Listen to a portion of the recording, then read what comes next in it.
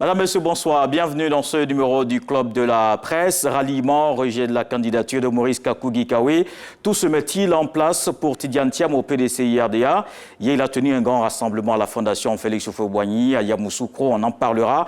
On ira au Niger. La Cour de justice de la CEDEAO dit non. Les autorités de la transition avaient introduit des requêtes pour une levée des sanctions contre le pays.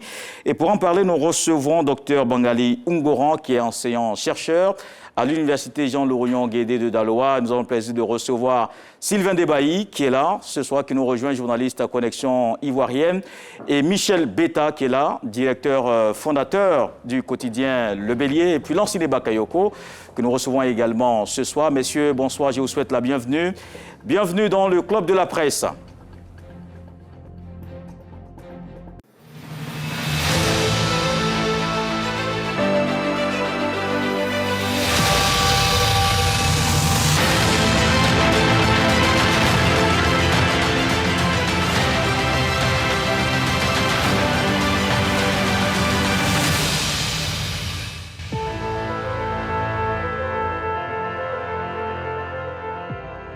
C'est le 16 décembre. Deux candidats se sont désistés. Une candidature, celle de Maurice Kakou-Guikaoué, est rejetée. Peut-on dire que tout se met en place pour Tidiane Thiam? Des éléments de réponse avec Davis Oyo et on se retrouve. Les tractations se poursuivent pour le fauteuil de la présidence du PDCI-RDA. Le camp du professeur Maurice Kakou-Guikaoué a informé les médias du rejet de la candidature de son leader. Une décision tombée le dimanche 3 décembre dernier à l'issue de la rencontre organisée par le comité de conciliation et de médiation dirigé par Émile Constant Bombé en présence des 5 candidats. Il s'agit de Noël Akossi-Bendio, Tidiane Thiam, Jean-Marc Yassé, Maurice Kakou-Guikaoué et Moïse Koumoué Kofi. La rencontre a accouché d'un rapport d'analyse des différents dossiers. Il en ressort que le candidat Maurice Kakou-Guikaoué, chef du secrétariat exécutif et vice-président du PDCI-RDA, remplit toutes les conditions et est éligible au regard des critères des statuts du PDCI. Cependant, en raison de la procédure de contrôle judiciaire dont il est l'objet, le comité électoral ne peut prendre le risque de lui permettre de compétir pour la présidence du PDCI-RDA. Information donnée par Maurice Conan, porte-parole du professeur Maurice Kakou-Guikaoué. En conséquence, la direction de campagne du candidat considère le rejet de la candidature du chef du secrétariat exécutif du parti comme arbitraire et infondé. Pour l'heure, aucune note officielle du comité de conciliation et de médiation ne confirme la version du camp Guikaoué. Et force est de constater que Noël Akossi-Bendio est également sous contrôle judiciaire. Selon certains observateurs, tout est en train d'être fait pour positionner Tidiane Thiam, le favori des sondages, sur le fauteuil du parti le 16 décembre prochain. Alors, messieurs, en commençant par vous, Sylvain Debailly, est-ce qu'on peut dire effectivement que tout se met en place pour Tidiane Thiam le 16? Oui, on pourrait aussi poser la question de savoir est-ce que tout se fait comme si son heure était venue? Parce que ce que nous avons remarqué jusqu'ici, c'est que Tidiane Thiam a vraiment beaucoup hésité. D'abord avant de se lancer dans l'arène politique, et maintenant, c'est avec assurance qu'il arrive. Et quand il arrive, il est bien reçu par les militants, surtout la frange jeune du PDCI. Et aujourd'hui, depuis que le processus du Congrès a été lancé, tout se fait effectivement comme s'il y avait une sorte d'adhésion populaire à sa candidature. Quand on regarde les adhésions elles-mêmes à cette candidature, quand on regarde aujourd'hui les alliances, et je parle d'alliances, mais les ralliements à sa cause, la dernière en date, c'est celle de Noël Akossi-Bendio, qui était lui-même, vous l'avez dit tout à l'heure, candidat au poste de président du PDCI. Hier, il était même à Yamoussoukro pour confirmer encore ce ralliement en évoquant la cohésion et l'unité du PDCI et en faisant appel également à ceux qui, jusque-là, hésitent à rejoindre Tidiane Thiam. Donc, tout se fait comme si Tidiane Thiam était, désormais, les gens l'ont dit, le Messie. Voilà, c'est comme si c'est le Messie qui est arrivé. Et aujourd'hui, même le comité électoral, on a l'impression que qui ne veulent pas prendre de risques avec tout autre candidat et que c'est Tidjane Thiam qui porte les espoirs du PDCI. Et il faut tout faire pour le mettre là, pour pouvoir mener les batailles futures, parce que, vous savez, il y a 2025, le PDCI n'a pas beaucoup de temps, se disent-ils, et il faut donc un candidat avec lequel on est au moins sûr de gagner. Voilà. Prendre des risques, vous dites prendre des risques. Oui, mais la fois dernière, à la conférence de Maurice, du porte-parole de Maurice Kakou-Gikawe, il a expliqué pourquoi le comité électoral avait mis de côté sa candidature, quand bien même il répond à tous les critères pour être candidat, que Maurice Kakou-Gikawe, qui était en ce moment-là sous contrôle judiciaire, le PDC, le comité ne voulait pas prendre de risques pour que sa candidature soit validée et que demain, cela puisse lui porter préjudice. D'accord. On parlera du cas Gikawe juste après, c'est quand même le secrétaire exécutif. Docteur Bangali, est-ce que vous êtes d'accord, Sylvain Debailly, qui disait que tout semble en fait avoir été préparé pour lui? Bon, je pense que le PDC a surtout compris la belle opportunité qu'elle a, l'entrée dans l'arène de ce fils prodigue-là qui s'est tenu pendant des années loin du marigot politique. Pour des raisons qu'on lui sait, il s'est toujours projeté sur la scène nationale comme un ingénieur, comme un technocrate. Même quand il était ministre, jeune ministre du président Henri Konan Bédié, on le voyait rarement dans les grandes messes du PDCI.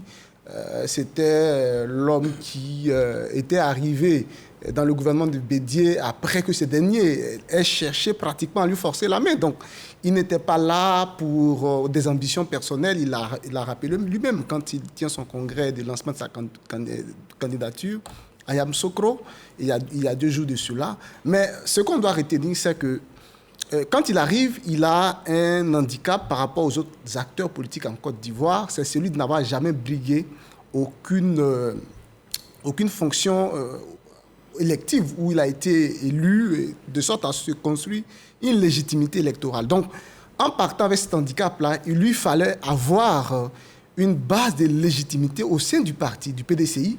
Et le fait qu'aujourd'hui, sa candidature plutôt commence à évoluer vers une dimension de candidature plébiscitaire, ça va lui apporter le moyen de combler ce qui représentait pour lui avant, je dirais, son point faible. Parce que, contrairement aux autres interlocuteurs des autres partis politiques, s'il était élu président du PDCI, il serait le seul président du parti à n'avoir jamais été ni député en Côte d'Ivoire, ni maire même.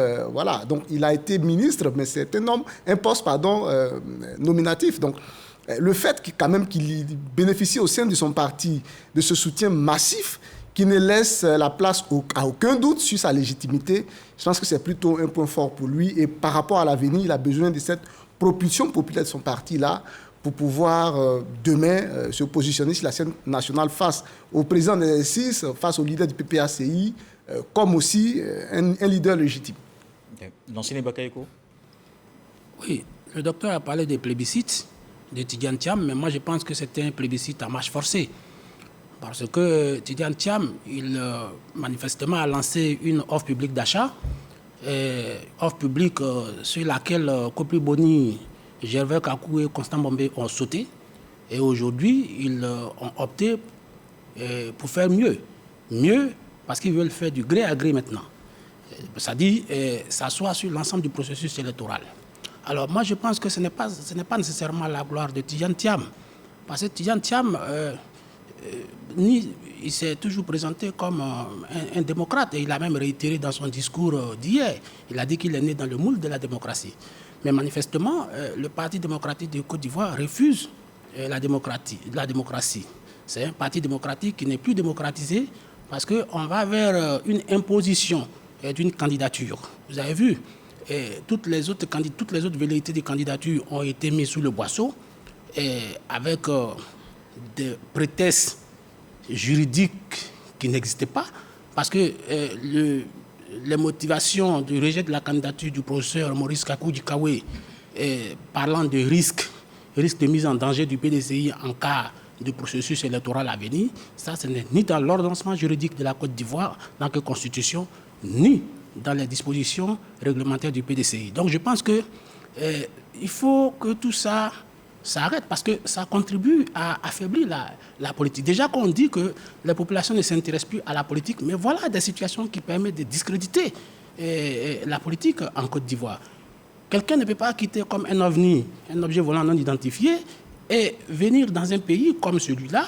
Il y a déjà des gens qui sont dans le parti, qui ont des velléités. On écrase toutes les velléités des candidatures pour en imposer une.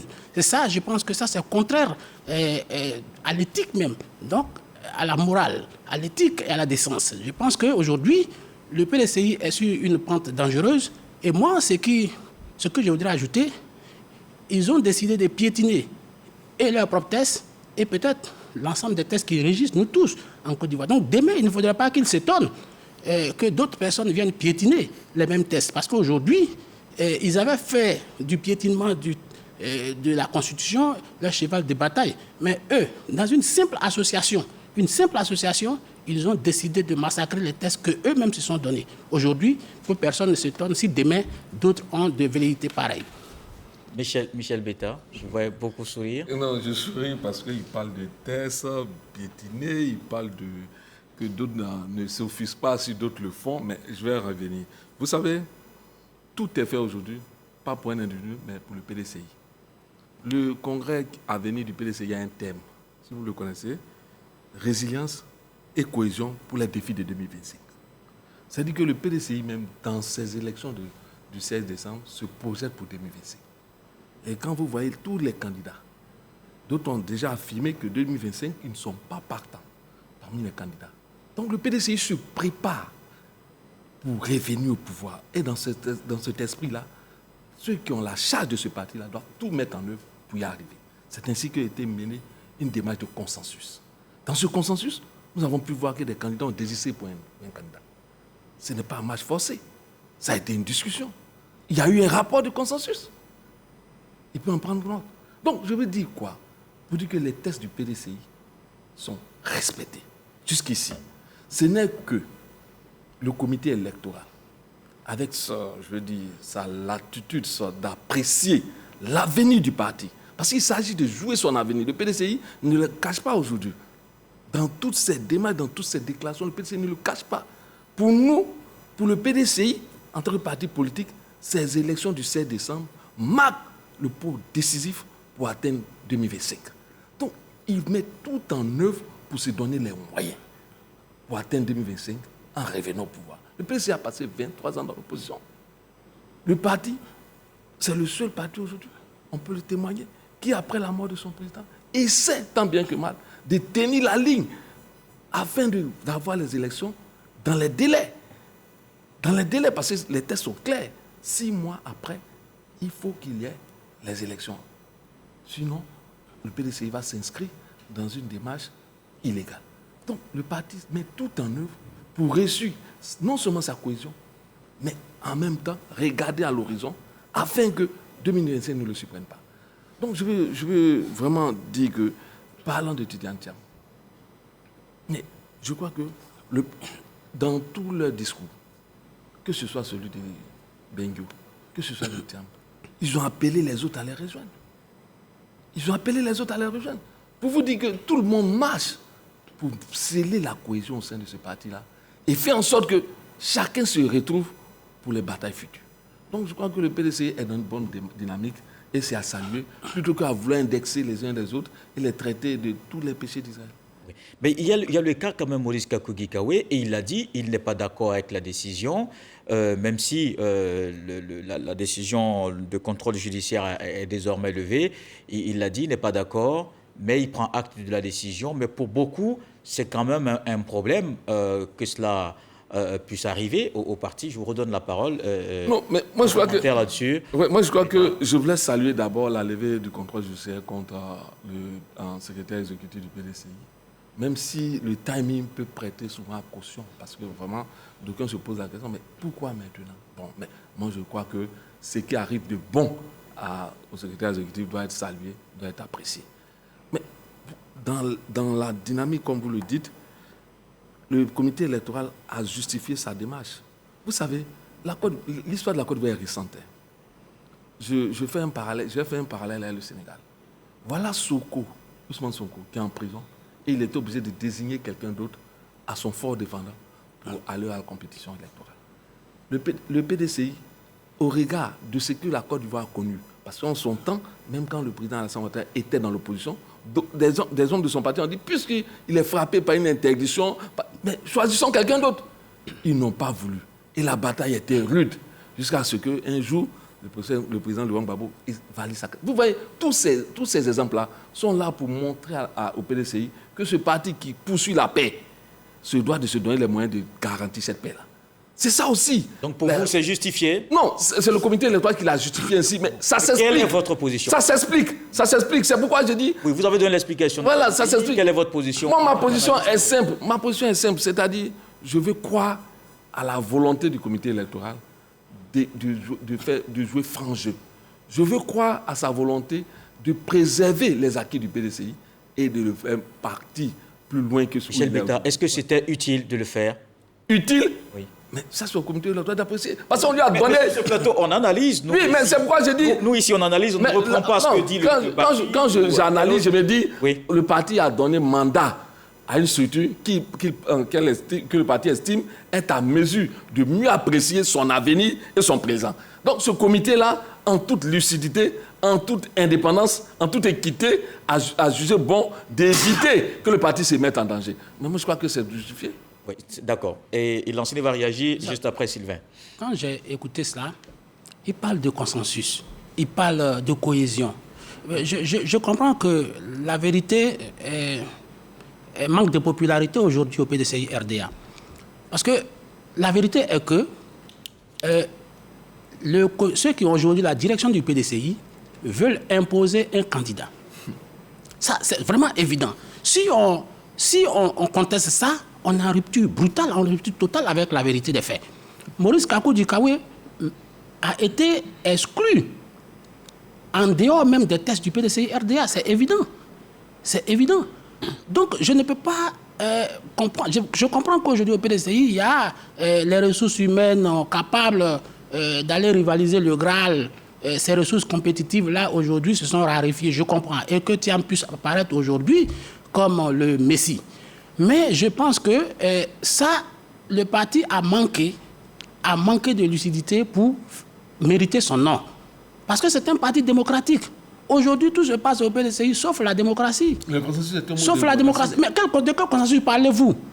Est-ce que Maurice Kakou Dikawe est venu dire volontairement « Je me rallie à Tidjane Thiam et je renonce à ma candidature » Il ne l'a pas dit. Vous l'avez obligé à sortir du jeu. Vous l'avez obligé à sortir du jeu en l'excluant au motif de tests qui n'existaient pas. C'est-à-dire c'est un attentat contre les tests même du PDCI RDA. Les mots sont forts, mais c'est le cas de le dire. Et moi, je suis horripilé parce que je croyais véritablement au caractère démocratique de ce processus électoral.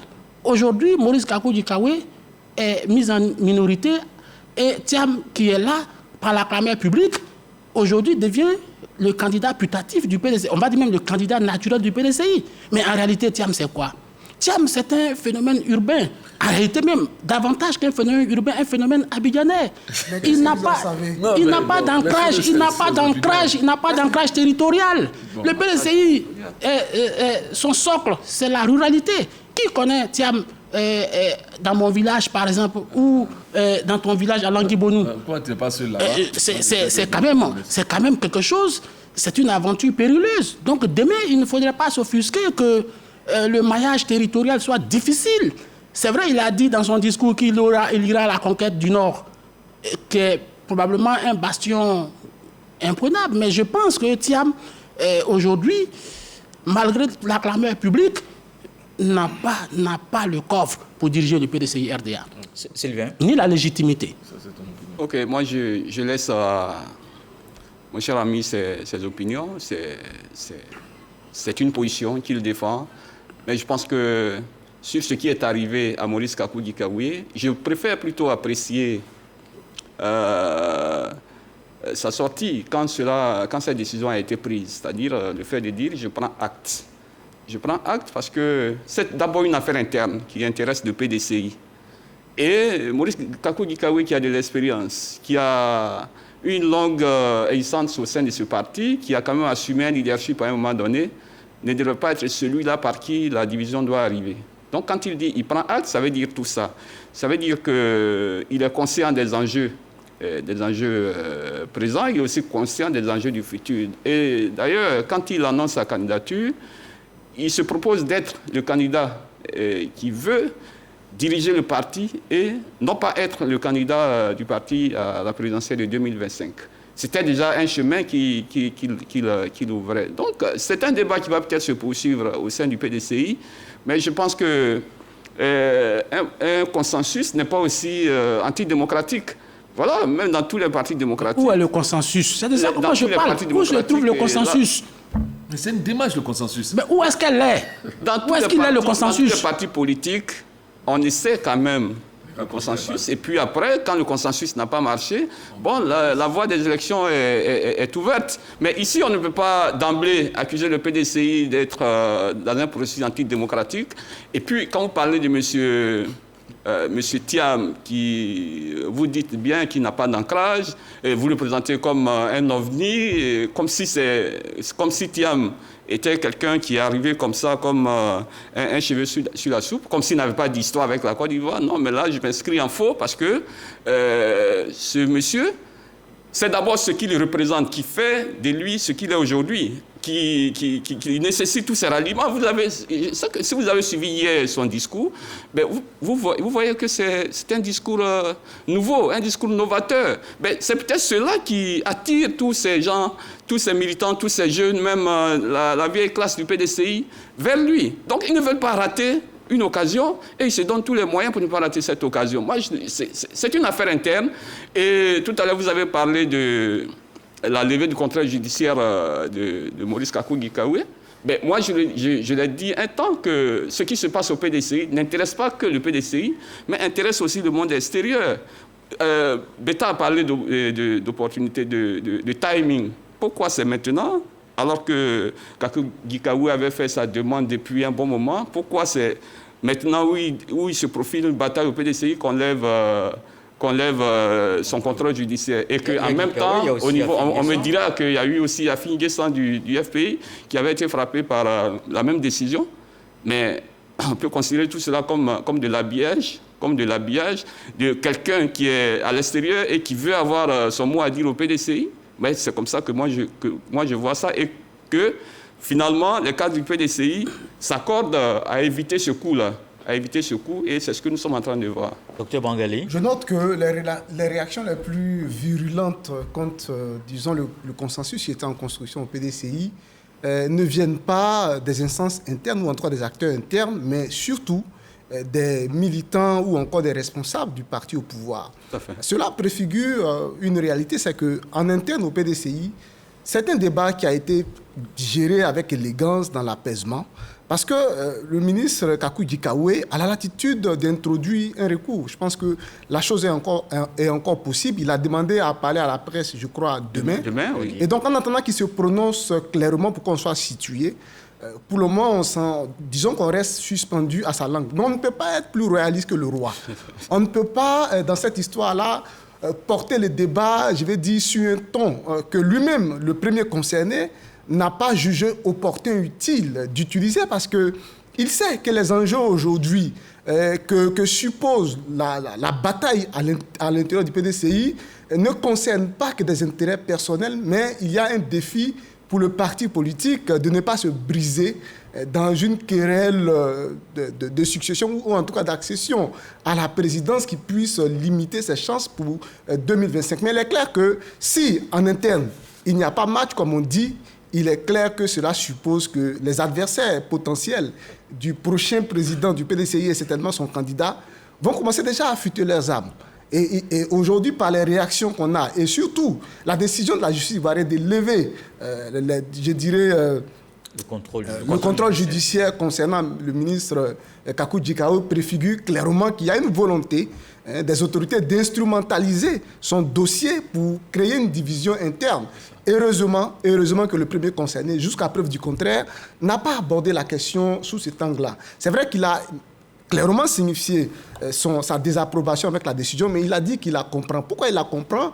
Parce que être président d'un parti politique en Côte d'Ivoire, c'est d'abord, avant tout, avoir, une image de personnes irréprochables qui ne traînent pas, je dirais, de boulet. Quand vous avez un dossier judiciaire qui est pendant, il était tout à fait possible que l'adversaire qui est en face, c'est-à-dire le parti au pouvoir, puisse l'instrumentaliser le temps venu pour activer la procédure judiciaire et vous mettre hors jeu, vous retirer carrément de la liste électorale. On l'a vu déjà avec le président Laurent Gbagbo. Donc quand le PDCI, qui, je vais dire, analyse des faits dont des exemples contemporains existent, décide de prendre des précautions pour éviter un scénario à la Gbagbo, à celui qui pouvait être éventuellement le président du PDCI, mais ils agissent en tenant compte d'une jurisprudence qui bien sûr rajoute à ce que disent les tests, aux dispositions de les tests. Et jusque-là, le concerné a la possibilité d'introduire un recours. Donc on attend demain, quand il se sera prononcé, est-ce qu'on referme le dossier? Parce qu'il ne faut pas aussi oublier que Tidjane Thiam, lors de son meeting de lancement de campagne,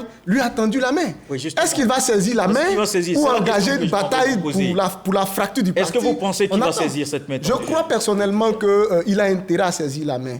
Parce qu'aujourd'hui, il est question pour le parti de porter la candidature d'une personne qui puisse ratisser au-delà même de la structure du parti. Et si parmi tous les candidats qui ont été présentés, qui se sont proposés, s'il y a un aujourd'hui qui a une renommée qui dépasse les structures du PDCI et même de la Côte d'Ivoire, c'est bel et bien Tidjane Thiam. Pourquoi on veut forcément lui discuter ce qui représente sa force? Donc je crois qu'aujourd'hui, on est dans un cas de figure où il doit faire un choix. Est-ce qu'il choisit des petites ambitions de personnes ou il choisit l'intérêt du PDCI? Moi, en tant que docteur en politique, quand je regarde les différents profils, je pense que nettement le profil de Tidjane Thiam se dégage et forcément il devrait y avoir un consensus autour de lui. Après, qu'est-ce qu'il garantit du moins Tidjane Thiam aux autres candidats? Est-ce que parce qu'il a pris le contrôle du parti, il vient pour les écraser, il vient pour les mettre à la retraite? Parce que c'est ça aussi souvent qui fait peur. Dans son message, finalement, sa candidature a une sorte d'impression de passage de témoin entre générations. Parce que quand vous voyez tous ceux qui sont autour de lui, ce sont les gens de sa génération, ce sont des jeunes. Ça aussi, ça peut faire peur. On ne sait jamais. Oui, je voulais ajouter à ce que vient de dire le docteur, dire que le PDCI a une chance aujourd'hui avec Tidjane Thiam, en ce sens que c'est quelqu'un, contrairement à ce que pense mon cher ami Bakayoko, c'est quelqu'un qui peut rassembler ou alors qui peut faire venir vers le PDCI des gens au-delà de ce parti, au-delà des frontières de ce parti. Et d'ailleurs, hier, on l'a vu dans son discours, là où certains lui proposent peut-être de ne pas faire trop de place à ceux qui viennent, à ceux qui se désistent au dernier moment, de ne pas leur faire trop de place, à Kossi Bengio en particulier, il a dit non, qu'il n'est pas là pour ça, et que lui, ce qu'il veut, c'est la cohésion du parti, c'est l'unité du parti pour pouvoir construire des batailles futures. Et puis, au-delà de cela, bon, vous avez vu également ce qu'on appelle les caïmans, ces anciens promotionnaires du lycée classique, qui ne sont pas encartés PDCI, mais qui déjà rejoignent le combat. Alors, qui mieux que ce candidat-là peut être le candidat idéal du PDCI? Alors, messieurs, est-ce que je dois dire que vous êtes presque tous thiamistes? Moi, je ne suis pas thiamiste, mais je pense qu'à chaque génération, son leader. La Côte d'Ivoire, on va passer la parole maintenant à Lansine Bakayoko. Est-ce que Maurice Kakou-Gikawe demain va saisir la main tendue de Tidjane Thiam? Moi, je pense qu'il ne devrait pas saisir la main tendue de Tidjane Thiam. Parce que moi, je vois Tidjane Thiam comme quelqu'un, je l'ai dit la fois dernière, qui est en leasing au PDCI RDA, qui veut se servir du PDCI comme un marchepied, comme une échelle pour assouvir ses desseins présidentiels. Qui a déjà vu Tidjane Thiam dans des funérailles, dans des obsèques en Côte d'Ivoire? Qui a déjà vu Tidjane Thiam dans des cérémonies de mariage? Qui a déjà vu Tidjane Thiam dans des cérémonies de fiançailles? Qui a déjà vu Tidjane Thiam dans la célébration de la Noël? Mais Tidjane Thiam, il n'a pas d'ancrage en Côte d'Ivoire. Mais Maurice Kakou-Gikawe, c'est quand même... c'est eux qui ont porté le parti au moment où le parti en avait besoin. Aujourd'hui, Tidjane Thiam fait prévoir... je pense que c'est l'argent qui prévaut aujourd'hui. C'est l'argent, c'est le seul critère qui permet aujourd'hui au PDCI... Et pourtant, ce n'est pas cela qu'il met en avant. Oui, il ne le met pas en avant, mais nous ne sommes pas dupes. Nous ne sommes pas dupes. Aujourd'hui, c'est la victoire programmée de l'argent contre Maurice Kakou-Gikawe. Mais je crois lui, il veut plutôt construire un parti où la base compte, un parti dans lequel les militants cotisent et participent au financement du parti. Je ne sais pas d'où vient le fait que les gens soient attirés par l'argent de Thiam. Combien en a-t-il pour distribuer à toute la Côte d'Ivoire? Je crois qu'il faut dépasser ces questions-là et que ce qui est important aujourd'hui, c'est de construire un leadership Et ce leadership, je le disais tout à l'heure à Kolo, que quand on regarde la Côte d'Ivoire, à chaque génération, finalement, il se dégage un leader. Oui. Et vous avez vu, il y a eu la génération de Houphouët-Boigny, jusqu'à ce qu'on arrive aux générations de Laurent Gbagbo, Alassane Ouattara. Et aujourd'hui, c'est peut-être Tidjane Thiam. Je disais tout à l'heure que c'est son heure qui arrive. Le leadership dont tu parles là... C'est quelqu'un, quand vous le voyez, quand on a suivi son histoire ces dernières années, il n'a pas voulu du tout s'engager. Maintenant, pourquoi il s'engage? Ça suppose que, bon, il a quelque chose à proposer. Voilà. Tu parles de leadership, mais nous ne voulons pas de leadership spontané. Le leadership, ça se construit. Il y a un itinéraire, il y a un cheminement qu'il faut observer. Cet itinéraire-là, il n'est pas uniforme. Il n'est pas uniforme, mais aujourd'hui... pas si vous continuez. Oui, il n'est pas... Je vous ai dit qu'aujourd'hui, le PDCI, la vérité n'est pas populaire. Donc, c'est pas spontané. On ne devient pas chef d'un parti de façon spontanée. Sinon, on construit sur du sable. Ça a été le cas du sable mouvant. Quand il a pris le oui, mais lui... Bon, le débat n'est pas aujourd'hui sur le président Alassane Ouattara qui a connu ces périodes de difficultés, de ces frasques. Mais aujourd'hui, c'est un plateau d'or qu'on offre à Tidjane Thiam. Moi, je pense que Maurice Kakou, c'est la question que tu posais. Maurice Kakou doit faire prévaloir sa capacité à se défendre, à se prendre en charge. C'est vrai, on peut me reprocher d'avoir peut-être des proximités sociologiques de Gagnoua avec Maurice Kakou-Dikawé, je l'admets, mais je pense qu'aujourd'hui, Maurice Kakou-Dikawé, lui, il a dit qu'il ne sera pas candidat. Ça veut dire qu'il veut être le gardien de la maison parce qu'il en connaît les us et les coutumes. Ce n'est pas le cas pour le ministre Tidjane Thiam. Ce n'est pas le cas. Vous rentrez dans le secret du consensus, c'est ça, Pétain? Qu'est-ce qui a été promis? Pourquoi ça n'a pas marché? La question n'est pas qu'est-ce qui a été promis. Quand il présente Tidjane Thiam comme quelqu'un qui n'a aucun ancrage, moi je veux rafraîchir sa mémoire. Tidjane Thiam a été ministre du Plan. Et puis depuis 1996, il est membre du bureau politique du PDCI. Peut-être des charges en dehors de la Côte d'Ivoire l'ont éloigné de l'aspect quotidien du parti, mais il était toujours présent. Au point que, quand on a demandé aux gens de prouver... Je vous ai demandé de me dire des obsèques auxquelles Tidjane Thiam a participé dans ce pays. Il n'en existe pas. Ou dans un mode de mariage. Non, pardon, il en existe plusieurs. Ou dans un mariage. Je ne l'ai jamais vu. Non, je vais dire, ce sont des petites choses. Non, ça peut paraître anecdotique, mais... Il disait dans son discours d'hier, maintenant il a fait 7 ans à la tête du Bénin. Mais chaque mois, il était à l'intérieur du pays. Oui. Au point que, lorsque le PDCI a fait un pèlerinage récemment à Dabou pour célébrer la naissance du parti avec sous ce coulatier centenaire, d'aucuns l'ont reconnu. Pour lui dire, en 97, tu étais ici. Tu étais venu faire tant. Il a dit dans son discours, bref, pour dire que, contrairement à ce que d'aucuns peuvent penser, Tidjane Thiam, son ancrage au PDCI, je vais rappeler un peu même quand le PDCI a eu ses problèmes avec le RIDP. Lorsque Tidjane Thiam est rentré et puis il est venu saluer Dédié, donc s'attendait à ce qu'il ne puisse même pas dire qu'il est PDCI. Il dit non, je suis PDCI depuis toujours et ma famille et moi nous sommes toujours PDCI. Il a réaffirmé son engagement au PDCI. Donc c'est de dire qu'il n'a jamais quitté le PDCI. Michel Beta, le PDCI est dans une position d'opportunisme. Le PDCI ne peut pas avoir privilégié de 1994 jusqu'en 1999 et bien au-delà l'Ivoirien génétiquement constitué et aujourd'hui privilégier le clonage. Aujourd'hui privilégier le clonage. Non, ça c'est un problème. Ça c'est un problème. Donc je pense qu'il y a de l'opportunisme là. Vous faites la promotion de l'ivoirité. Je ne fais pas la promotion de l'ivoirité. Je suis contre l'ivoirité, mais c'est un fait. C'est un fait. C'est un fait. Allez jusqu'à reprocher au PDCI de choisir un candidat qui s'appelle Thiam, vous faites fort. Non, c'est un fait. C'est un fait. Moi je ne suis pas pour cette politique. Je parle d'opportunisme. On ne voit pas le débat sur ce domaine. Vous le laissez préciser ça, pensez qu'il faut aller réagir. Je le précise. Allez-y. Je considère que l'appartenance génétique à la nation ivoirienne a été l'épine dorsale et a toujours été l'épine dorsale du PDCI RDA. Depuis 1994. Aujourd'hui, je ne comprends pas que le PDCI fasse la promotion du clonage. Et ça, les mots sont forts, mais c'est le cas de le dire. Donc c'est pour ça que je parle d'opportunisme. Et ça ne peut pas continuer. C'est assez fort quand même. C'est plus simple peut-être métissage. Monsieur Tidjane Thiam, je vous le rappelle, quand vous l'avez oublié, Monsieur Tidjane Thiam est baoulé.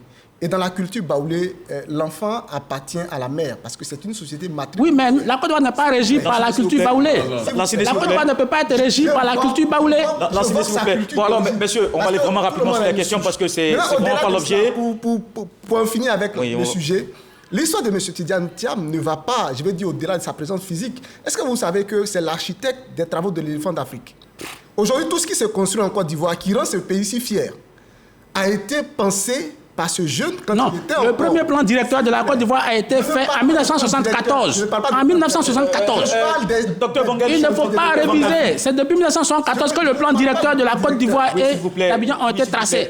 Admettons quand même qu'avant les douches chantiers, il y avait d'autres choses. Il y avait autre chose. Il faut pas. On va justement pas revenir. Merci, messieurs. On va pas revenir sur tout ça. Je pense que chacun a donné son avis. Peut-être une dernière action de débat, mais vraiment rapidement. Moi, je note une fébrilité chez certains de nos amis, alors que ce qui se passe au PDCI devrait nous donner quand même une vue, devrait pouvoir apaiser tout le monde, parce que le PDCI est le parti fondateur de la Côte d'Ivoire. Et nous tous, nous y avons une partie. Et donc, dire aujourd'hui, se remettre dans des débats vraiment dépassés, je pense que la Côte d'Ivoire n'en a pas besoin. Il faut avancer, il faut s'en tenir à la politique. Et puis, c'est un parti qui fait son leader. Le PDCI a décidé d'aller au consensus autour d'un leader. Si demain ça marche, ça devrait donner des leçons à d'autres partis. D'accord. Alors, messieurs, on a fait le tour sur la question. Évidemment, on va suivre ce processus électoral au sein du PDCI-RDA. Pour l'instant, on sort du pays, on va au Niger. La Cour de justice de la CEDEAO juge irrecevable les requêtes du Niger contre les sanctions imposées par l'organisation sous-régionale. Voici les explications et on se retrouve.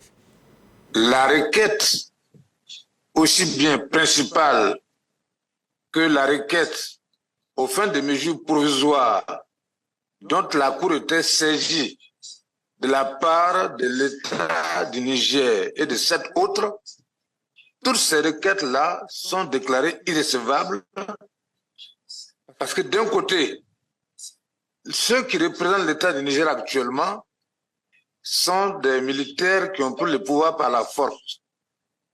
Et donc, ils ne sont pas reconnus par la CEDEAO. Messieurs, depuis Abuja, donc, les juges ont pris cette décision. La CEDEAO, justement, se réunit là-bas au Nigeria, à Abuja, justement. Est-ce que vous pensez que la question du Niger sera à l'ordre du jour? Est-ce que vous pensez à une levée, pourquoi pas, des sanctions, levée ou allègement des sanctions? Bon, vous savez, avant de parler même du refus et de l'allègement des sanctions, il faut dire d'où viennent les sanctions.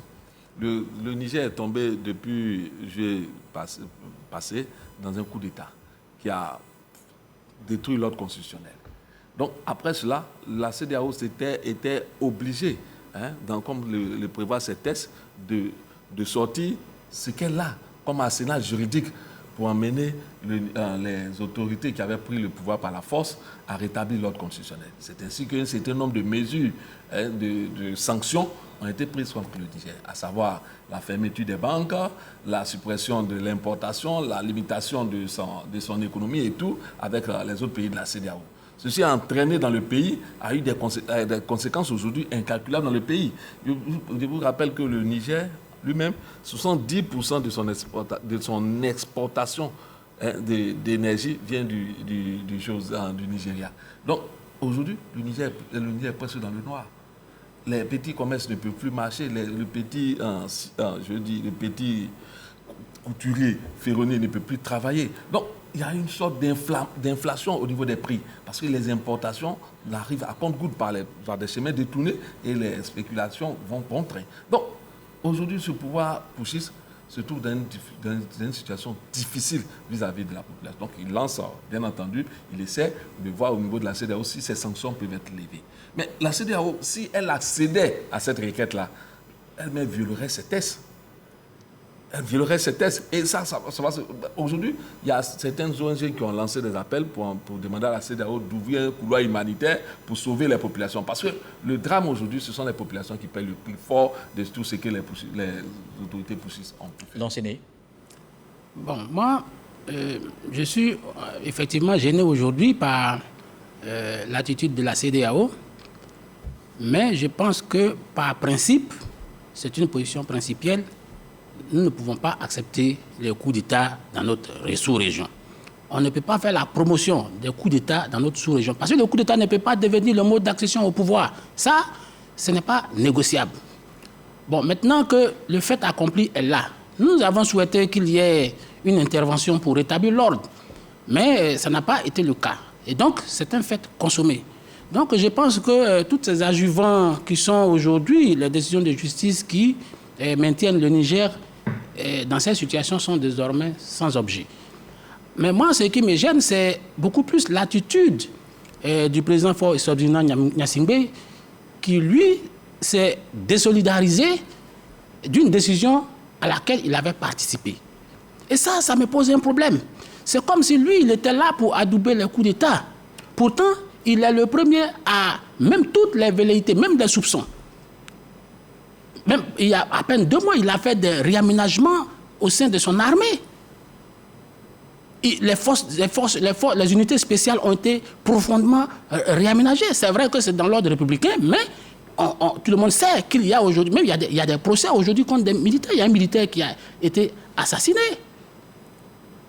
Aujourd'hui, le chef d'état-major n'est plus là. Le général Maganawe a été remplacé par le général Diato, qui lui est très proche parce que Faure Gnassingbé ne peut pas encourager le coup d'État en ouvrant son pays ou bien en se désolidarisant de tout ce que la CEDEAO décide aujourd'hui, qui donne des idées aux autres pays que c'est possible.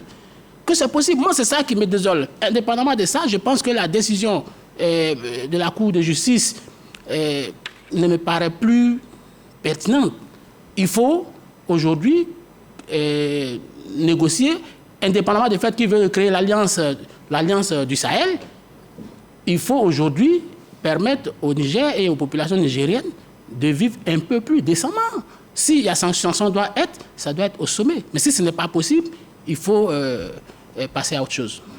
Docteur Mangali, il faut passer à autre chose maintenant, 4 mois. On ne peut pas passer à autre chose tant que les militaires au pouvoir à Niamey n'ont pas proposé un calendrier de sortie de cette situation transitoire. Mais avant, je veux dire, de développer cet aspect-là, la décision prise par la Cour de justice de la CEDEAO pose quand même problème pour 2 raisons. La première raison, c'est qu'ils mettent en avant comme raison de rejet de la requête introduite par d'abord 6 associations de société civile du Niger, plus l'État, le fait qu'ils ne peuvent pas accorder du crédit parce que le gouvernement en question est issu d'un coup d'État. Mais rappelez-vous, une année en arrière, le 24 mars 2022, lorsque le Mali, dirigé par le colonel Assimi Goïta, a saisi la CEDEAO par rapport aux sanctions privatives qui lui avaient été imposées, la CEDEAO a accédé à ces sanctions-là en ordonnant la suspension des mesures de sanctions qui avaient été prises contre le Mali après que le gouvernement malien ait décidé de ne pas respecter le calendrier qui devait conduire aux élections. Alors, comment est-ce qu'on peut comprendre qu'aujourd'hui, le gouvernement du Mali saisit une année avant la CEDEAO sur une question moins urgente que celle-là, et la CEDEAO accepte sous le motif qui a été invoqué dans le rôle qui a été publié par la Cour de justice, c'est qu'ils ont décidé d'accéder à la requête parce qu'il y avait une situation d'urgence qui justifiait que la CEDEAO donne droit à la requête de l'État malien, qui était, je rappelle, dirigé par des putschistes. Dans le cas du Niger, le motif pour lequel le Niger a saisi la CEDEAO, c'était justement un motif d'urgence parce qu'ils ont expliqué que c'était les sanctions les plus dures que la CEDEAO n'a jamais prises concernant un pays parce que pour les autres pays, ils n'étaient pas inclus dans les sanctions tout ce qui est denrées alimentaires, tout ce qui est produits pétroliers et tout ce qui est médicaments.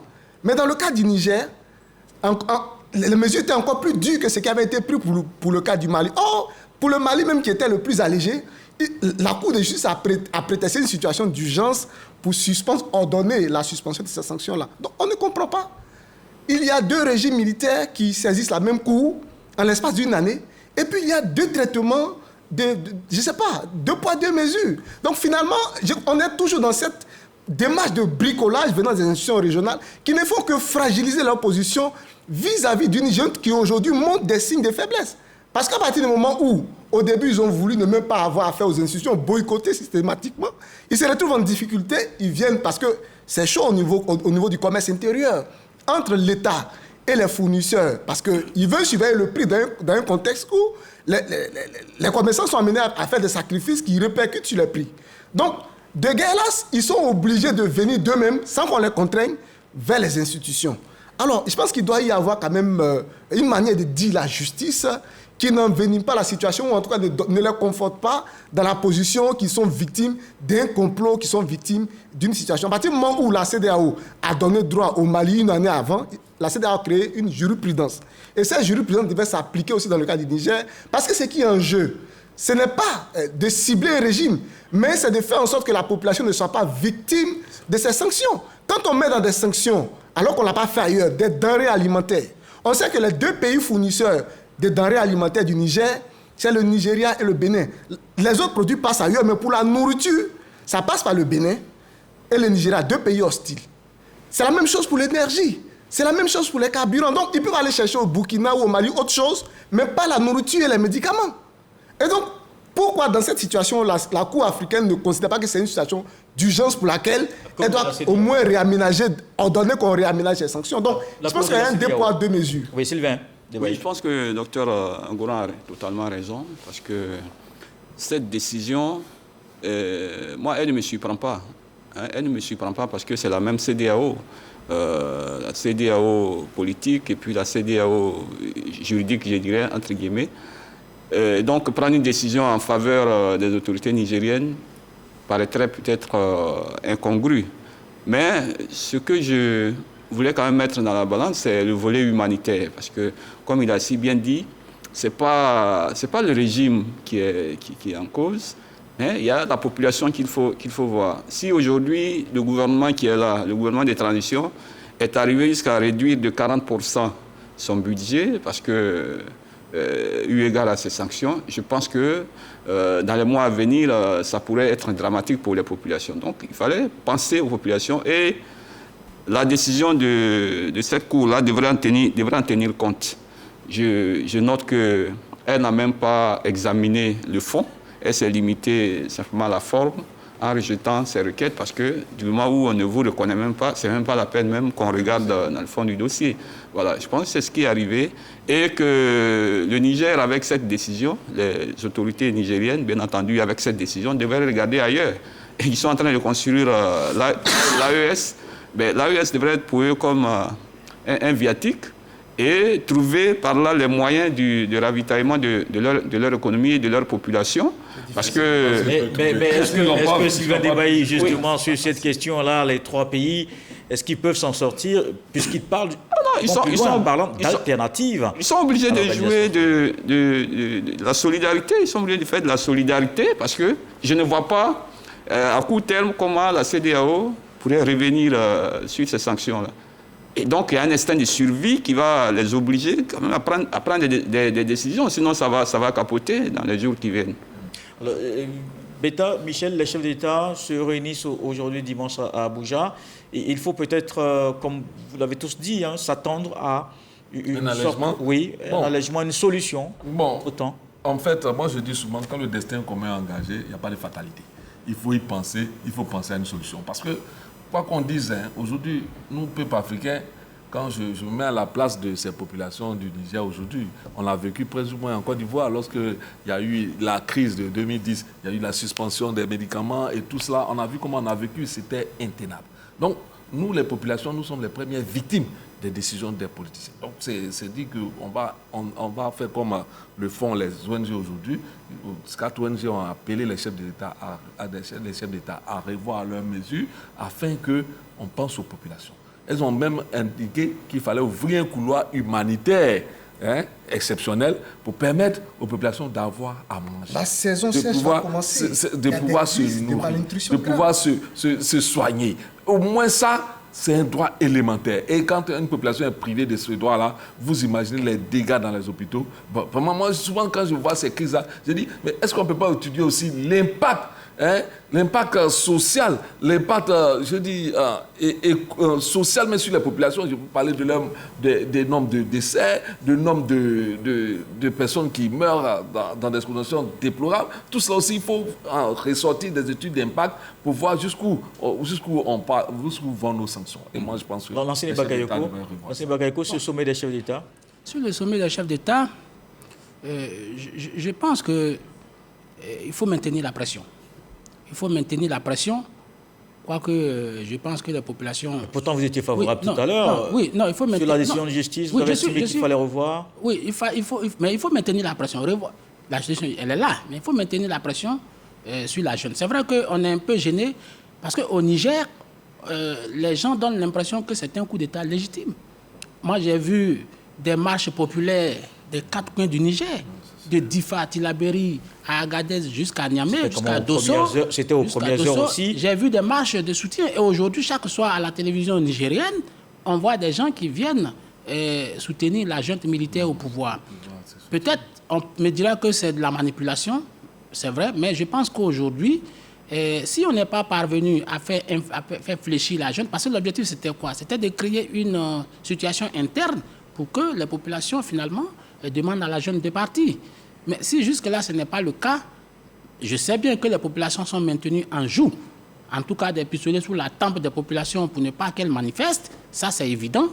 Et donc, la majorité silencieuse qui est au Niger et qui aujourd'hui souffre du général Tchani et de ses amis, et il va falloir penser à ces populations-là et essayer un tout petit peu d'établir un couloir humanitaire, même si on doit assécher les finances qui vont permettre à la junte de se pérenniser et probablement de se sucrer sur le dos du peuple nigérien.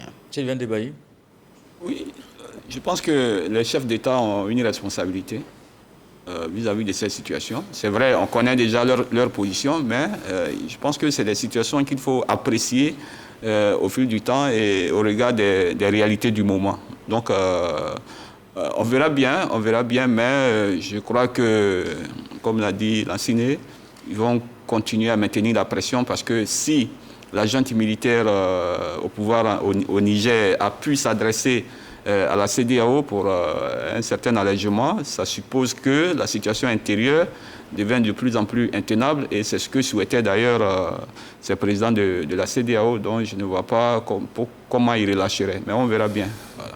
Docteur Bangali, l'option militaire peut être écartée en veilleuse, la diplomatie aussi, peut-être qu'on ne se parle plus entre Niamey et CEDEAO. Plus personne ne croit à l'option militaire. Finalement, comment on sort de la situation? Aujourd'hui, je veux dire, là où se trouve l'évolution des discussions, c'est que la CEDEAO, la commission de la CEDEAO, demande à l'État du Niger de libérer M. Mohamed Bazoum et qu'il ait la liberté de quitter le pays. Donc, ils ne sont plus au stade de demander qu'on le remette au pouvoir. Donc, je pense que sur ce point de vue-là, on a évolué. Je pense que ça sera la même chose aussi pour les sanctions. Les sanctions ne seront pas levées parce que c'est le seul moyen de pression dont dispose la CEDEAO, mais ces sanctions seront réaménagées pour 2 raisons. D'abord parce qu'il y a une fissure au sein du bloc de départ, fissure incarnée par l'évolution de la position du Nigeria et du Togo. Le Togo qui aujourd'hui est dans une sorte de lutte pour capter le rôle de débouché maritime du Niger et qui, dans cette nouvelle ambition-là, a même reçu en visite officielle le général Tchani